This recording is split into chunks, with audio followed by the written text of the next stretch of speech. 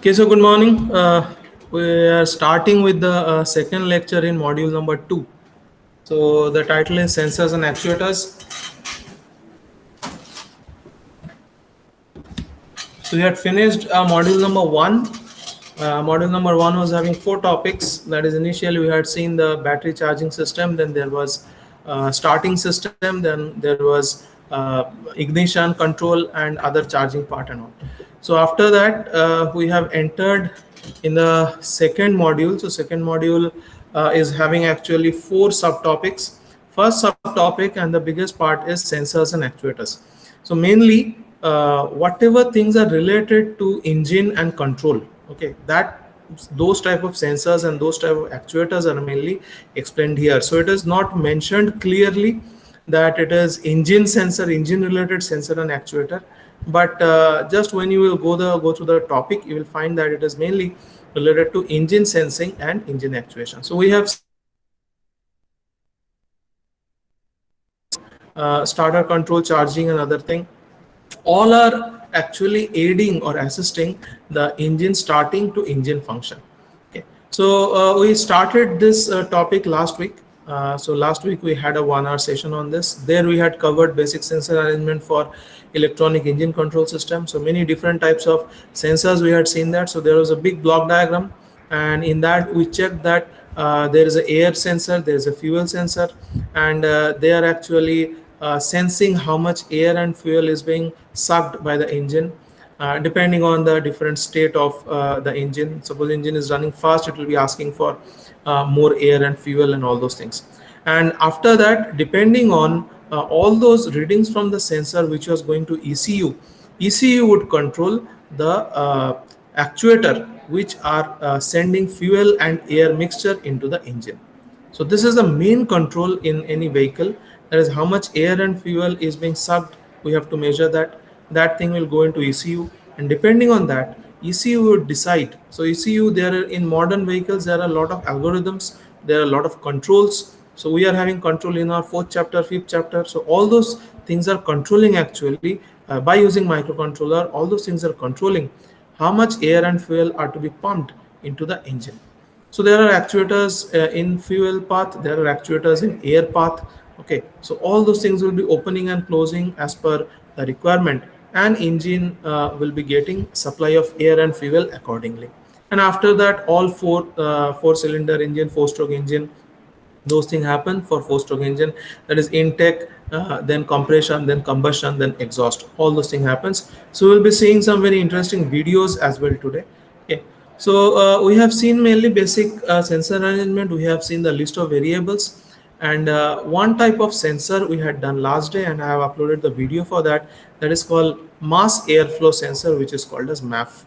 Okay, so it was wire based sensor. So depending on the airflow, a heated wire would be there. That heat will be dissipated by the air if the airflow rate is high, so that heated uh, resistor will get cooler very fast, and the rating of the rate in which the heated wire is getting cooled, that is actually directly proportional to the air flow rate. So all those things we have seen last week. Today we are going to see 3-4 different sensors. So first we will see what is the lambda or oxygen sensor. So from the air inlet directly we will go to the exhaust. That in exhaust, what is the ratio of oxygen as to fuel, and how much is it with respect to the air oxygen, which is called as generally mainly the stoichiometric ratio. So in exhaust, whatever is the ratio of air and fuel, depending on that, we would come to know whether the combustion is happening properly, whether we are able to extract maximum amount of energy from the fuel or not. So lambda sensor or oxygen sensor, both are kind of similar. This is placed in the exhaust. So mass airflow is placed in the inlet air. That is how the vehicle is pulling or sucking the air from the atmosphere. But lambda sensor, what we are going to see today, it is put in the exhaust. That is how fast or in how much is the oxygen as to fuel ratio in the exhaust. That we will find out. And depending on that, ECU would take decision is rich with fuel, that means the fuel combustion is not maybe happening properly, or in EC or in exhaust, air as to fuel ratio, air is very high, that means number of fuel we are injecting or amount of fuel we are injecting in the engine may be less. So there is a perfect lambda ratio. So lambda is equal to 1 is the perfect ratio of air as to fuel, which is ratio of 14.7 as to 1. Whether this ratio of lambda is equal to 1 is being maintained or not. For that, lambda or oxygen sensor is there. Then we will see what is crankshaft angle position sensor. So crankshaft and camshaft, these two things are different. So I was just searching what is the difference between crankshaft and camshaft, and I came through. I just found out some very interesting videos. Okay, so that videos I have embedded in this PPT. We will see those videos today. So it's of around 10 to 12 minutes. 3 videos are there. Today only we will see it and we'll find out very clearly distinguished what is camshaft, what is crankshaft, how the four-stroke engine works, how the fuel injection occurs, how the ignition occurs, spark plug, when it generates the spark, all these things very easily we will be able to see. And the same thing will be uploaded to your Google Classroom also. Please check all those videos afterward. And directly after that, we will go to the last type of sensor, which is called as a throttle position sensor. So today's target is lambda sensor, crankshaft angle position sensor, and throttle position sensor, whether we will be able to see that or not. Then there would come actuators. So this is also topic 1 of second module. So actuators are having 3 types. One is solenoid, one is stepper motor, another is relay. So in the topic 2 of module 2, which will be done after we finish the actuator part. So there are different feedback carburetor, throttle body, multi-point or point fuel injection, and the whole block diagram of fuel injection system and the control part of it. Okay, so this we'll be seeing maybe next week. Then module 2 topic 3. So all these things are given in your syllabus, but not such clearly as I am mentioning here. That's what I'm showing you all the topics, and all are related to vehicle and its internal control. So third topic is powertrain and body chassis, how the automotive transmission, manual transmission happens, whatever energy or power is generated by the engine, how it propagates in every part of the vehicle, and how it actually runs the vehicle. Okay, so that part, that transmission part is explained here, powertrain, and 2 very important fundamentals. One is braking and another is anti-lock braking system. Those 2 we will be seeing in the topic number 3. And here is topic 4, that is the last topic of this module 2. And with this only we will finish the automotive electronic part as far as your syllabus is concerned. But while doing the 3rd, 4th and 5th chapter, there is a control system.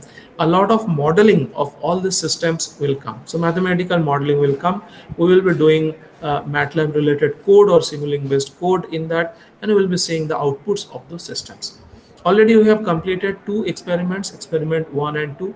Write-ups of all this thing you have to submit by this week with results and printouts, all 4 of you. So in topic 4, steering control, we will be finding basic steering system, fundamentals of electronically controlled power steering. So there will be few sensors there, type of power steering, then electronically controlled hydraulic system, which is more powerful than electronic system. So hydraulic, pneumatic systems are there, mechanical systems, but they are actually more powerful than a simple electronic or electrical system. So hydraulic system is strongest. So for very heavy work, we are using cranes and hoists. All those things are having power transmission in forms of hydraulic. Okay, so but hydraulic is controlled by electronic. So how to do that? Hydraulically controlled or electronically controlled hydraulic system, we will see that. So electronic control is for precise control, and power transmission mainly is by hydraulic. Then finally, there are 3 topics: electronic controlled braking system, traction control, and electronic management of chassis system. So with that, we'll finish your module number 2. It will take some 7 to 8 lectures more to complete all these 4 topics. So I have already shown this thing to you, told you that you have to prepare these topics from the book of ribbons. So mass flow, airflow sensor, MAF, you can find in ribbons 8th edition, page number 186. Lambda or oxygen sensor, whatever we are going to do today, you will find in ribbons page number 215 onwards. magnetic type and optical type crankshaft angle position sensor, you'll be finding page number 194 and 208. And finally, throttle position or angle sensor, you will find at page number 211, remains 8th edition. So we'll start with lambda or oxygen sensor. This slide was explained to you yesterday. What is said that the amount of oxygen in the exhaust gas is the measure of whether proper combustion of fuel is happening or not. Okay, so air fuel ratio is the main important thing, and the actual value of that is 14.7 as to 1. If that ratio is made intact, then we say that lambda is equal to 1. So lambda is equal to 1 means air as to fuel ratio is 14.7 as to 1. So that ratio is given by lambda.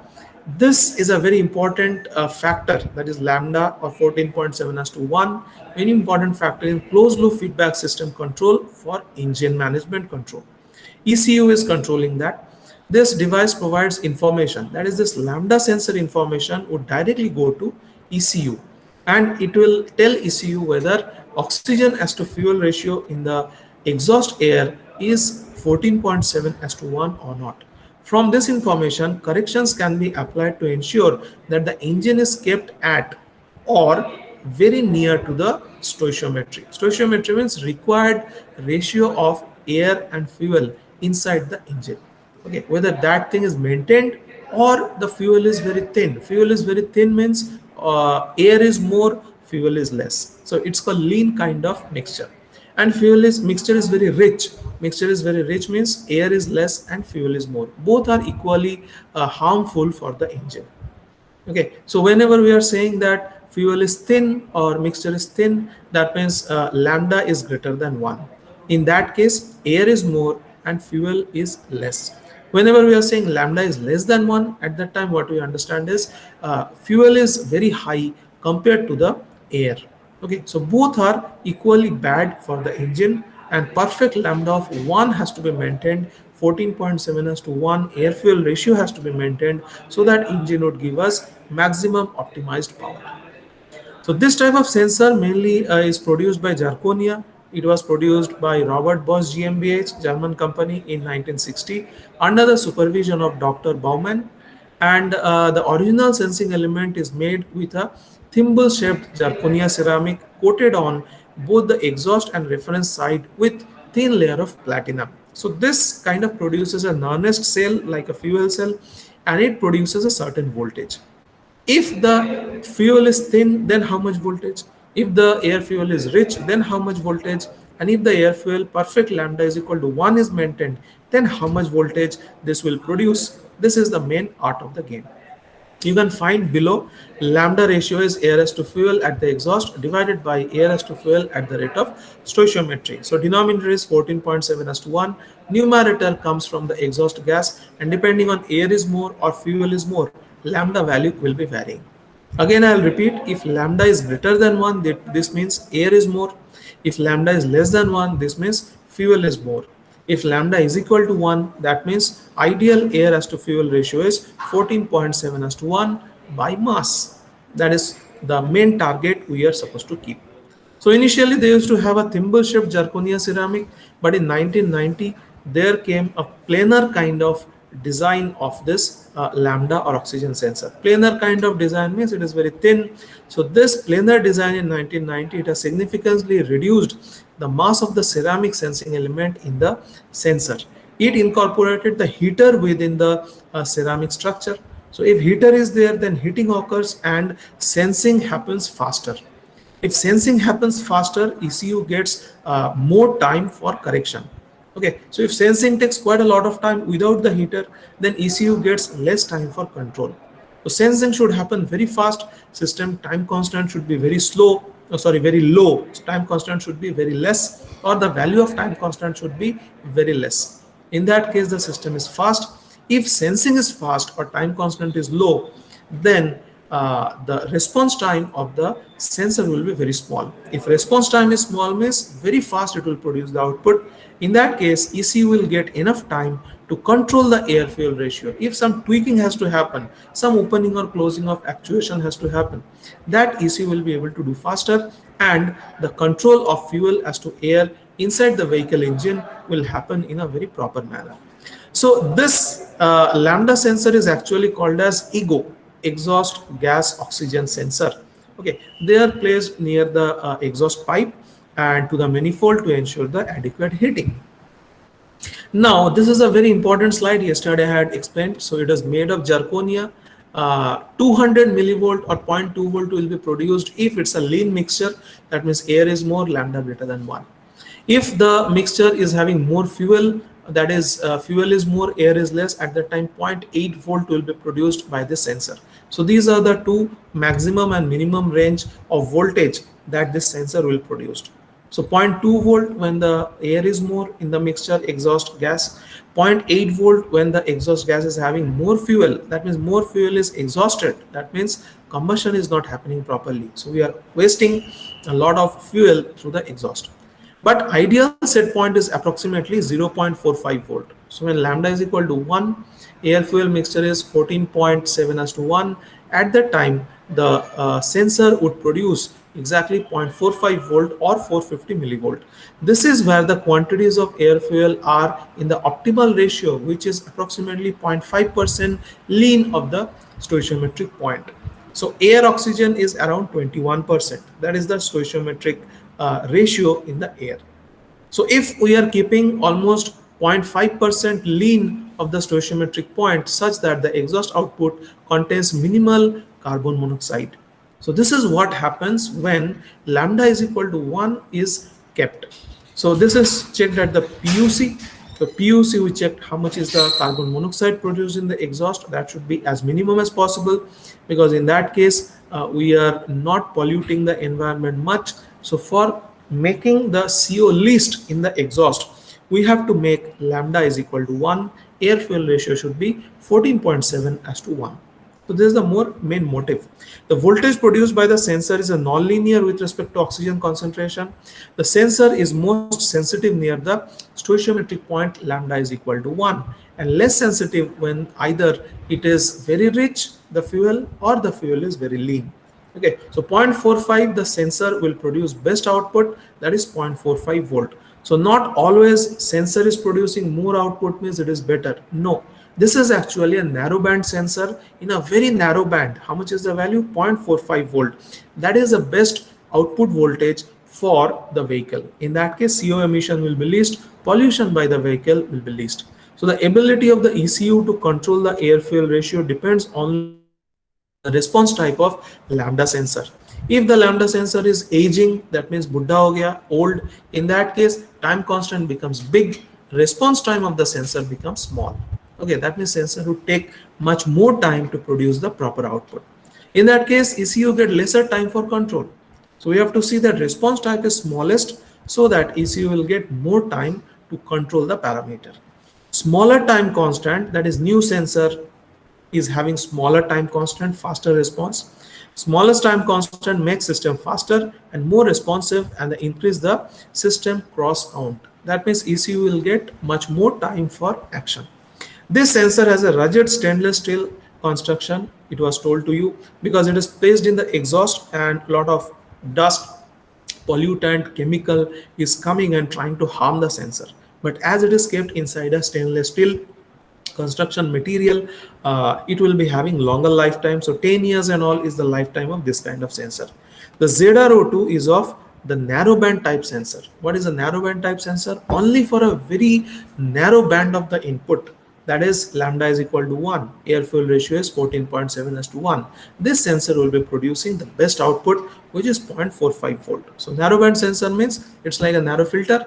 For a very small range of input, it will be giving you best output. So this is a characteristic, or this is the construction. You can say in this side there is the exhaust gas, this is the reference air. So actually these are the platinum plates, and from here this is the zirconia membrane, this is the ceramic. So from right side, so heater option is also there. Heater is making zirconia membrane to absorb more amount of oxygen from the reference air. So inside the zirconia, the air absorbed oxygen is standing. Okay, and this left side, the exhaust gas is also carrying oxygen. So the potential difference between these two oxygens in both side of this platinum electrode, that will produce the output voltage. So this is actually the construction of a harnessed cell. It is said the principle of operation that temperature exceeds 300 degree. Okay, so 300 degrees is kind of a proper temperature for this sensor to act. The sensor is designed to be responsive very close to a lambda value of 1. So when lambda is equal to 1, sensor will be producing best output. An electrode of the sensor is open to a reference value of atmosphere. A great quantity of O2 ions will present at this side. So this side, right side reference here. So amount or concentration of oxygen is higher in this side. Due to the electrolyte action of these ions permeate into electrode and migrate through the electrolyte 0 O2. So it will come here. All the oxygens will be coming and staying in the membrane. This builds up a charge, rather likely a battery. So left side in the exhaust gas there is O2 concentration. Right side the atmospheric O2 sensing is quite high, absorption quite high because it is being continuously heated. So more is the heat, more will be the oxygen sensed or absorbed by the zirconia. So in both the sides of this thin layer there will be a gradient of oxygen, and that will actually produce the voltage in between 0.2 volt to 0.8 volt. A voltage of 400 millivolt or 450 millivolt, I said in the previous slide, is a normal figure produced at lambda value of 1. So lambda is equal to 1 will produce voltage of 450 millivolt or 0.45 volt. The closely monitored closed loop feedback of a system using lambda sensing allows very accurate control of engine fueling. So this 0.45 or 0.2 or 0.8 extreme values or exact values goes to ECU. Depending on that, ECU takes a decision whether to increase the airflow rate, whether to decrease the airflow rate, or whether to increase or decrease the fuel rate. So always ECU would try to keep 1 lambda in the exhaust. So closed control of emission is therefore possible. So here you can see the EGO sensor working. So this is how the EGO sensor looks like. This is the same EGO sensor whichever is shown in the previous slide. So this is the exhaust gas, this is the exhaust pipe. So this side oxygen concentration is less, and left side it is the actual air. So left side air will be having higher oxygen concentration. So inside this tip of the sensor there will be a gradient in the concentration of oxygen, and that will produce voltage at this point. Okay, so if you are putting pure air in the exhaust and in the left side, then concentration gradient is not there because oxygen concentration is same in both the sides. What I mean is, if in case of exhaust gas you are putting air, very simple air or pure air in both the sides, that means there is no concentration gradient of oxygen in the electrolyte or in the sensor, then output voltage will be 0. But in this case, when exhaust gas is having lower concentration of oxygen and air is having higher concentration of oxygen, in that case there will be a gradient of oxygen and there will be produced some kind of voltage. The same thing is explained here. So there is the exhaust gas coming, and this is the ZrO2, this is the electrode, this lined things are electrode. Okay, so this is air is coming. So here at this point air, oxygen, and in this point exhaust gas, oxygen, they are having a different concentration, and that concentration is proportional to the output voltage. So all those things are explained here. EGO sensor or lambda sensor, oxygen sensor, all are there in the exhaust pipe. So just go through this, the same thing is explained. And desirable EGO characteristic, it is also given abrupt change in voltage at stoichiometry. Okay, it should be able to pick up rapid switching of output voltage in response of delta O2. Delta O2 means concentration variation of oxygen in both sides of the electrolytes. Okay, so here the exhaust gas oxygen concentration below the pure air oxygen concentration, they should be different. So actually that is what is generating the voltage. Large difference in sensor output voltage between rich and lean mixture conditions. So in rich fuel condition, output is 0.8 volt. In lean fuel condition, output is 0.2 volt, and this too is a quite wide range, 0.2 volt to 0.8 volt. That means distinctly we can find out if the fuel is rich or fuel is lean. Okay, and stable voltages with respect to exhaust temperature. So even if the exhaust temperature is varying very fast or it is having a very dynamic range, then also the voltage output from the sensor should not vary much. Okay, that means the sensor should be temperature independent. That is what is the claim. There are different compensation techniques used in case of sensor to make it temperature insensitive. Okay. And this is another slide how it looks like. So this is how the lambda sensor is placed near the exhaust downpipe, and this is a HEGO. So previously it was exhaust gas oxygen sensor, now it is HEGO. It is written here, heated exhaust gas oxygen sensor. So this type of sensor is known as HEGO. Sensor operate reliably at temperatures over 300. In some cases, heating element is incorporated to ensure that temperature response is faster. So to have a faster response or smaller time constant, or to improve the response time of the sensor, we are putting a heating element here. You can put that there is a heater here, okay, in HEGO sensor. So previous sensor was EGO, this is heated EGO or HEGO. Okay. The heating element consumes about 10 watt power, and it is not on always. So when very fast dynamism is there in case of the system, then we want HEGO to act properly. The sensor temperature range does not exceed 850, which is a very dangerous range for the system. It is for the reason that the sensors are not often fitted directly in the exhaust manifold, because heat might damage this sensor at certain times. So figure to the right, it shows that zirconia type exhaust gas sensor. So that is this thing. So they are actually from Bosch, these two sensors. This also you can find, and this is actually the hysteresis curve. So if lambda is greater than 1, at the time lean mixture, at the time output is less, that is 0.2 volt or so. If it is rich mixture, that means fuel is more, at the time output is high. So this output is 0.8 volt, and below this output is 0.2 volt, and between they are actually in transition. So if the air mixture is varying from lean mixture to rich mixture, you will find that it will follow this path, and output of the sensor will increase from 0.2 volt to 0.8 volt. Okay. So this is all about lambda and oxygen sensor. So the questions can be the graph of its output variation. The question can be its construction and how it actually acts. And this is also an internal construction, both this diagram. And the question can be about its working.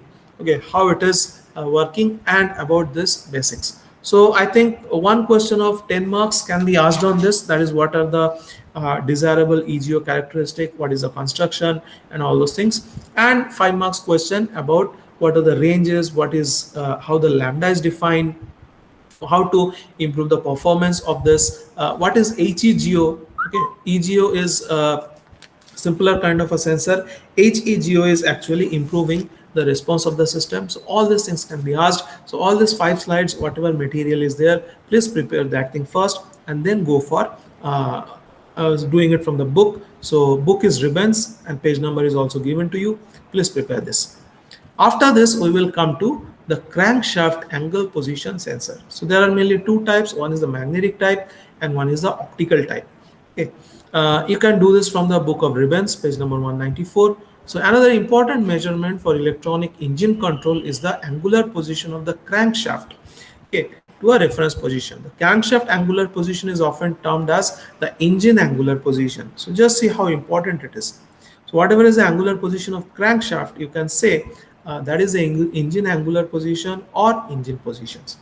So crankshaft is generally connected to the piston, and piston, so 2 times the crankshaft rotates, 1 time the piston goes up and comes down to its most downmost position. Okay. So it is seen that the sensor for measuring the crankshaft angular position can also be used to calculate its instantaneous angular speed. So how fast the engine is moving, we can find out from the crankshaft angular position or crankshaft speed. It is highly desirable that this measurement be made without any mechanical contact with the rotating crankshaft, because crankshaft is a rotating thing, and if you are connecting some sensor with it, which is a mechanical type, there will be created some friction, and that friction actually will reduce the crankshaft speed. Okay, so that should not happen. So it should be a non-contacting time measurement. That is a very important thing. Okay, so such non-contacting measurements of any rotating shaft or engine or drivetrain can be made in variety of ways. So what are the different ways? One is magnetic, one is optical. Most common of this in automotive electronics use magnetic or optical phenomena as the physical basis. Okay. Magnetic means of such measurements are generally preferred in engine applications since they are unaffected by oil, dirt, or other contaminants. Okay, so optical might be having that problem that if so there is a phototransistor, there is a LED inside the optical type of crankshaft angle position sensor. So if dirt and oil and some layer is getting deposited on LED. In that time, what will happen is the LED will not be able to produce light properly. The photo sensor sensitivity also will reduce. So optical type might get harmed, optical type. But magnetic type, it is irrespective of oil, dirt, and other contaminants. So magnetic type is the best, most widely used. Okay. So there are other applications in vehicle systems also of a sensor capable of measuring angular position, velocity. So it can sense position, velocity of rotating shafts, and there are many rotating shafts inside a vehicle. So all those can be sensed by magnetic induction principle. The principle of this magnetic type of crankshaft angle position, it involved in measuring the rotating shafts as illustrated by the example in the next slide. We'll be seeing that. So this is one of the most significant application for engine control, because depending on the speed pickup, we can ask ECU to run the engine faster or slower. Okay, and as we are putting pressure on the accelerator, so throttle is increased, more air is sucked, and more fuel will be injected in the engine will run fast. So this is a kind of a speed control system, but first thing is we should know how much is the current speed, and depending on that we will increase or decrease the speed. And for that, measurement of angle position of the crankshaft as well as camshaft is very much important. So you can see here is a engine diagram. This is that flywheel. With this flywheel connected is a starter pinion.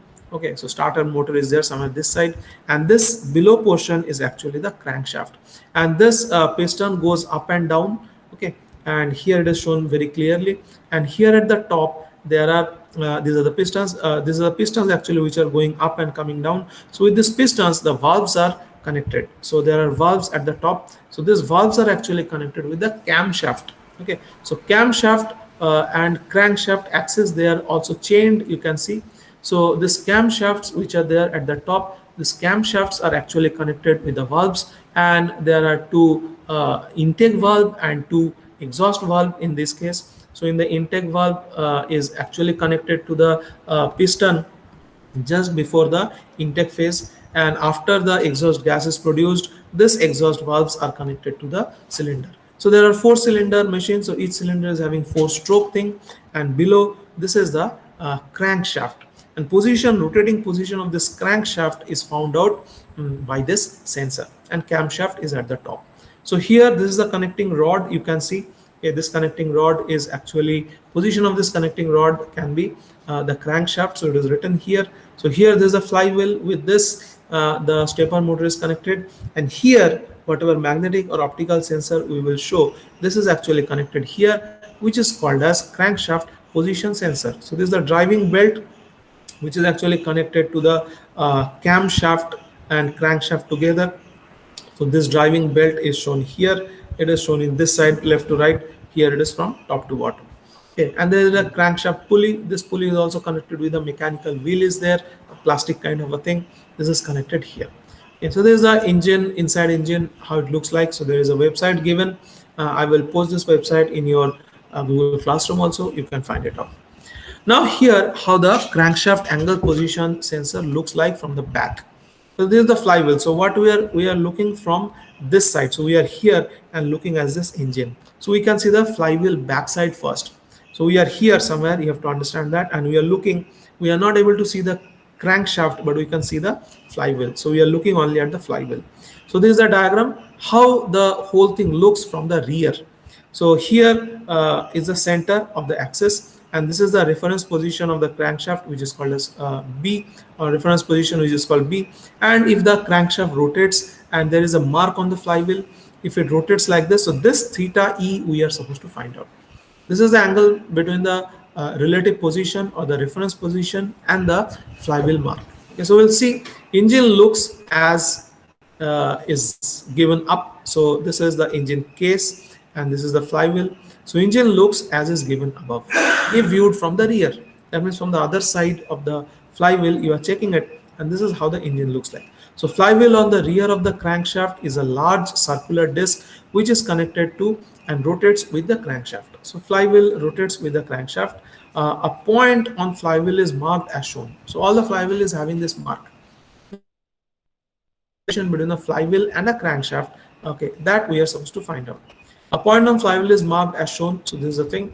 And a reference horizontal line is a line through which the crankshaft rotation axis starts. So this is the initial position of the crankshaft, which is B, and flywheel also rotates with crankshaft, and this is a point which is marked on flywheel.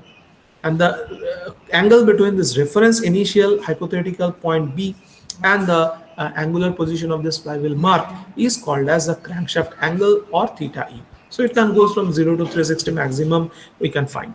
The crankshaft angular position is the angle between the horizontal reference line B and the line through which the axis and the flywheel mark. So this is the center of the axis and this is the flywheel mark. So between this line and reference line, whatever is the angle that we are trying to show as crankshaft angle position sensor.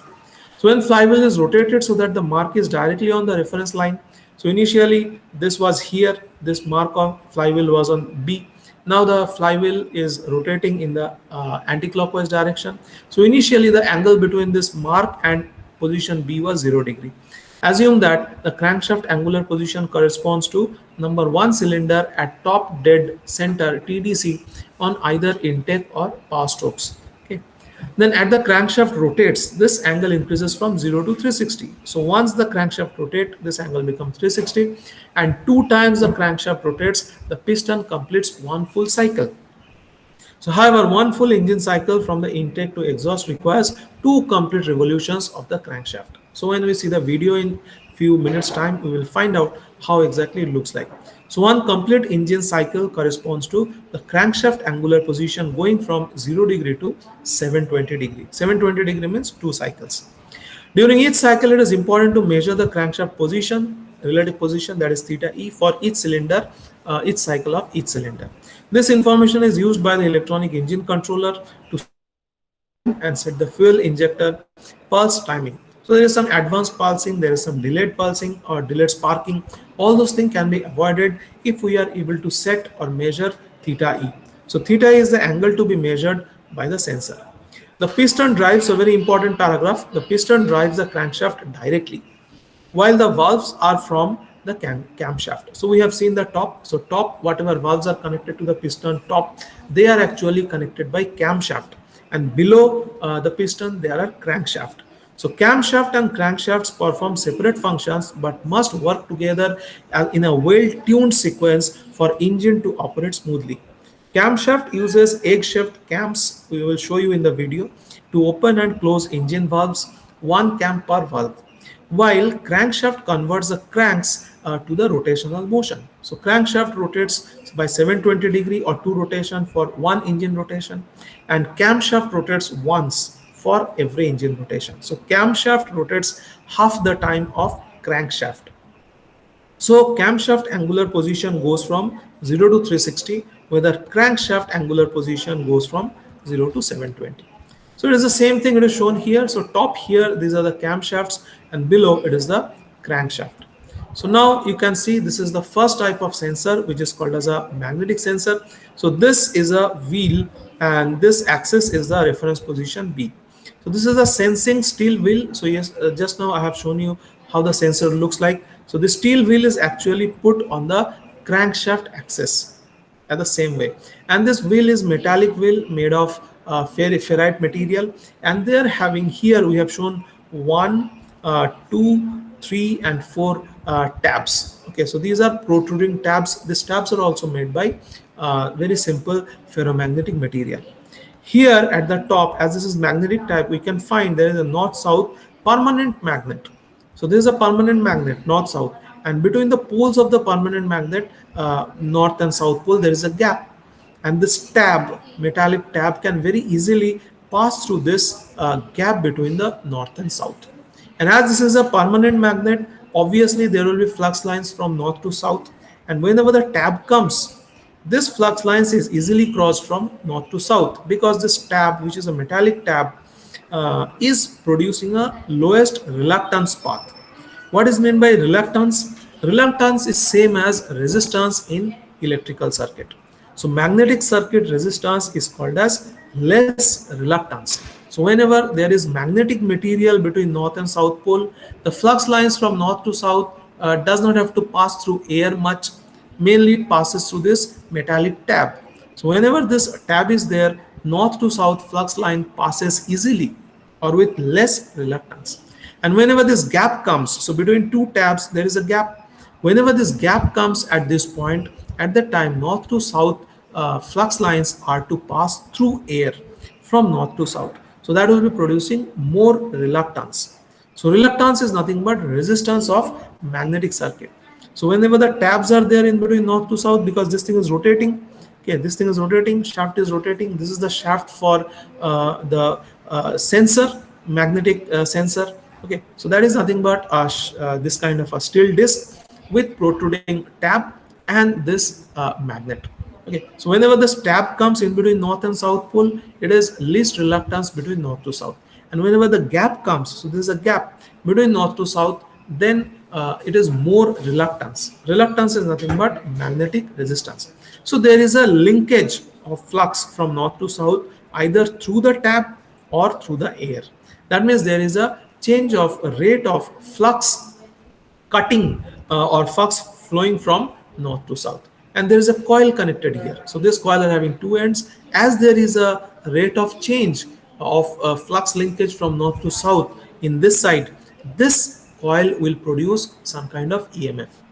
Okay, and that EMF will be processed by the signal processing circuit and it will produce a voltage, and that voltage will be directly proportional to theta minus theta n.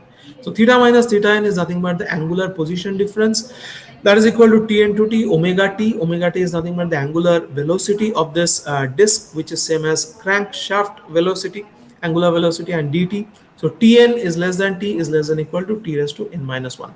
So Tn to Tn minus 1 is the time in between which this tabs are actually coming through this air gap between the north and south pole. So it is said that you can see it here. So this is the tab when it is in between this north and south pole. So here this U shape kind of a thing or horseshoe shape, you can find that this is the permanent magnet as it is shown here. And this is the air gap. This is the air gap between the north pole and south pole. So now the tab is in between the north pole and south pole. So now least reluctance path is there for the flux to pass from north to south. In this case, reluctance or resistance, magnetic resistance is less because steel disc tab is here, a ferromagnetic tab is here between north to south. That means this is the tab. And whenever this gap is there, whatever gap is there, whenever this gap is there, then this part will not be there between north to south. So all the flux from north to south has to pass through the air. In that case, it will be more reluctance path. That means there is change in the flux linkage between north pole to south pole. That will induce some kind of energy or some kind of EMF in the coil. Okay, because this coil will be picking up some kind of energy as per as Faraday's law of electromagnetic induction 2. Okay, and how it happens, whenever this tab tries to enter just in between the pole pieces, that is north and south. So top is shown as pole piece in the diagram below. So you can see this diagram. So this is the pole piece, that is either north pole or south pole. Flux linkage from north to south is coming, and this is the time when this is the time actually when it is rotating. So you have to assume that it is rotating in the clockwise fashion. The disc is rotating in the clockwise fashion. So here the tab is entering this pole piece. So in this case, magnetic flux is least when none of the tab is near the magnetic pole pieces. As the tab begins to pass through the gap, so the tab is trying to come in align with the north and south pole of the permanent magnet. So it is the beginning of the align. In that case, magnetic flux is very high. So that's why we are getting very positive voltage. So this is where the tab is exactly in between the gap of north and south pole. So here on the north pole I have shown, south pole is somewhere below. Okay, so here the tab is exactly in between north and south pole. Here we are going to get zero voltage. And then again there is a flux linkage change. The tab is going out from the north south pole. So this is Z position. So in Z position decreases as the tab passes out the pole piece position. So there are three positions. Here there is a central position. So this position we are going to get TDC is equal to 0. So you can see this tab, it is entering the air gap, then staying there and then exiting. So whenever it is trying to enter the tab is coming in between North Pole and South Pole. It is the engaging occurs. In that case, X situation. In that case, we are generating highest EMF in the coil. Which coil? So this coil is producing some kind of electricity, EMF, as far as Faraday's law of electromagnetic induction. And then this tab is exactly aligned with the north-south pole, then it will be producing 0. And whenever the tab is going out of the north-south pole, it will be producing least voltage, that is the negative of the sinusoidal. So for each tab, this kind of a sine wave will be produced. Okay, so if there are 4 tabs, then there will be for every rotation there will be 4 such sinusoids or 4 such pulse kind of things. So sudden some kind of energy will be created. Okay, so if you are putting more number of tabs, metallic tabs on that disk, we will be getting more number of this kind of this shape waveform on the meter. And these are actually analyzed, and RPM count is found out from that. So that is the RPM count of the crankshaft. So this is the magnetic type, and you will see. So here you can see the same thing. There is optical type. So here is the disc which is rotating, and there are holes. So instead of tab, there are holes. So this is a light emitting diode. It is light emitting light to the phototube, and here there is a phototransistor. So this kind of phototransistor is there on the base emitter junction of the phototransistor. Whenever LED is pushing light, this phototransistor will produce some kind of impulse. Okay, so this is the technology. So light emitting diode is here. There is a phototube, and this phototube is whenever this phototube and phototransistor, they are fixed. What is rotating is the disk. So whenever the hole comes between the phototransistor and phototube, then there will be a change in biasing of this phototransistor. It will produce a pulse. So it can be positive, it can be negative, depending on the construction. And whenever the opaque part comes, then LED light does not fall on phototransistor, then it will be generating the pulse in the other direction. So if there are 4 pulses, if there are 4 holes, and suppose I say that in 1 minute, such 400 pulses are created. So one rotation of disk produces 4 pulses. So in 1 minute, I'm counting. So this pulse is then amplified and it goes to a counter, digital counter. Okay, so in 1 minute, I'm counting 400 pulses. That means one rotation produces 4 pulses. So 400 pulses means 100 rotation, and that is happening in 1 minute. That means that pulse count will give us that RPM is 100 RPM. So this is how the angle position is found out by using optical. So previous case it was magnetic, and now here is nothing but the optical. So if you want to increase the number of pulses, you can make more number of holes in the disk. So here 4 holes are made. That means 4 pulses will be produced per rotation. So these are the 2 types of sensors that I have told you. So throttle angle position sensor we cannot cover today. I will be showing you the videos now. Okay, what is the crankshaft and what is the camshaft? So below this is the crankshaft, and above there is the camshaft. So all this video will be posted in the your Google Classroom. So please check how it happens, how the engine actually works. Today, the internal combustion engine is used in motorcycles, automobiles, boats, trucks, aircraft, ships, heavy-duty machinery, and power generators. A 4-stroke engine is an internal combustion engine in which the piston completes 4 separate strokes: intake, compression, power, and exhaust during 2 separate revolutions of the engine's crankshaft in 1 single thermodynamic cycle. Let's take a look at the basic internal parts of a 4-stroke engine. Inside the engine block, there is a crankshaft. Piston rods are attached to crankshaft. Pistons are attached to the piston's rods. As the crankshaft turns, it causes the lifter to make each piston move up and down. At the top of the crankshaft there is a camshaft which is connected to the crankshaft by a timing belt. While the crankshaft is making the pistons move up and down, the camshaft is turning, making the valves to open and close.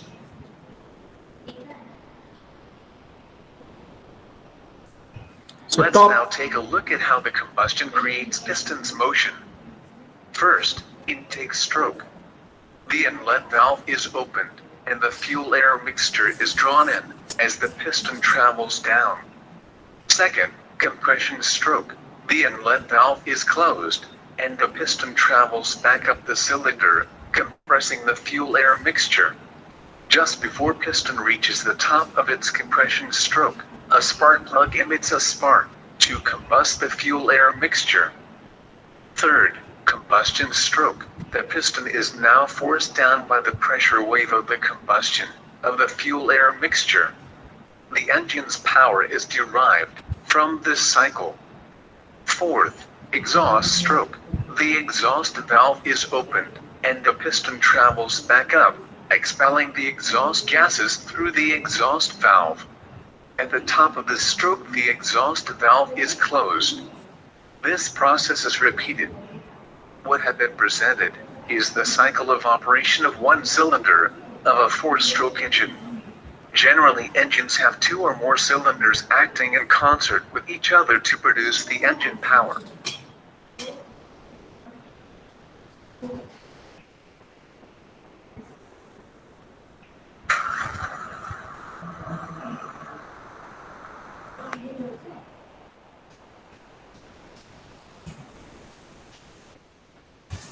This is another video. We're going to explore some technologies that Toyota This is uses a Toyota to engine. maximize engine performance and economy and reduce emissions.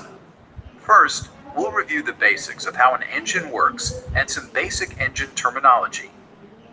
An internal combustion engine needs air and fuel to function. The more efficiently an engine breathes, the more efficiently it will produce power. Now we'll look at the basic components of an engine.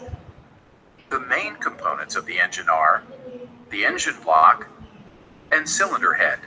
The internal components of an engine include cylinders, the crankshaft, connecting rods, pistons, spark plugs, fuel injectors, intake and exhaust valves, camshafts, and a timing chain or belt.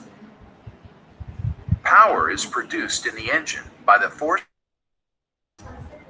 As the piston moves on its first downward stroke, the intake valve opens to allow a mixture of air and fuel to fill the combustion chamber. This is called the intake stroke. Next, the intake valve closes and the piston moves on an upward stroke that compresses the air-fuel mixture. The compression of the air-fuel mixture will make it combust with greater force than if it were uncompressed. This is called the compression stroke.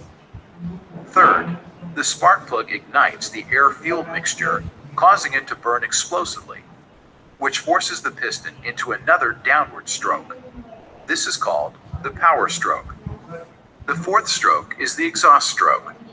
As the piston begins its second upward stroke, the exhaust valve opens and the burned air-fuel mixture is forced out of the combustion chamber through the exhaust valves.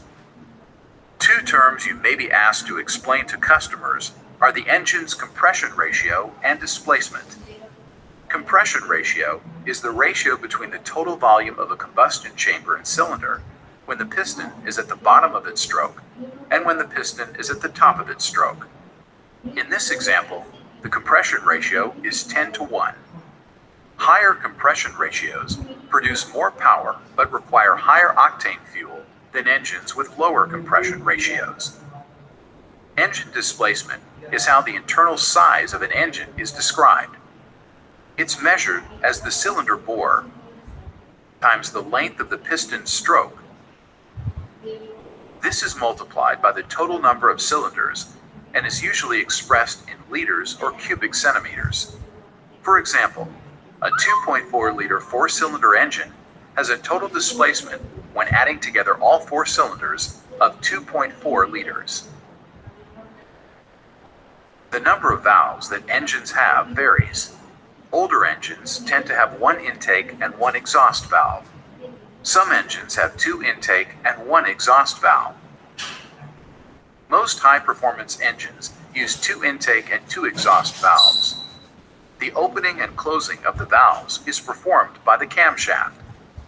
Some engines use one camshaft with rocker arms and/or push rods actuating all of the valves. If the camshaft is above the valves, it's called a single overhead camshaft or SOHC engine. When an engine uses a separate camshaft for the intake and exhaust valves mounted above the valves, this design is called double overhead camshafts, or DOHC. All Toyota engines use double overhead camshafts. Most four-cylinder engines, including all Toyota four-cylinder engines, are an inline design.